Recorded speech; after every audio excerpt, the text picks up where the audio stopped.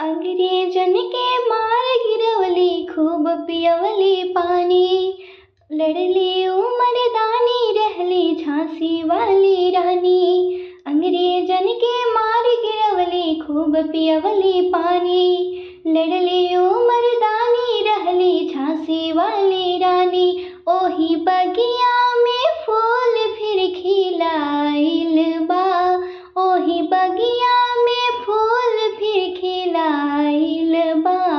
आज भारत के बेटा याद आइल बा, आज भारत के बेटा याद आइल बा। बिगुल फुकाइल आजादी के, जरे लागल देश। जहनम बा मंगल पांडे के, अब हिनले अवशेष। देश गुलामी के जंजीर में जकड़ल रहे भाई। कितना वीर देश के खातिर गर्दन दिहले कटाई।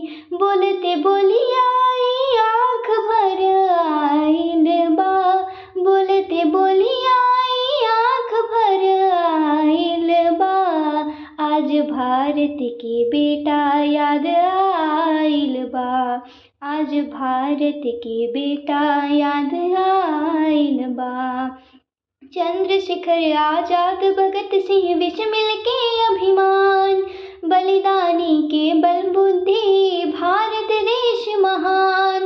वीरन के धरती हाई हवा, वीर जन्म बस पावे। इहवा के जननी बाघ जनी, छाती से दूध पियावे। आरती कुमारी के मन उहे सुनाइल बा, कुमारी आरती के मुँहे सुनाइल बा। आज भारत के बेटा याद आइल बा, आज भारत के बेटा याद आइल बा। आज भारत के बेटा याद आइल बा।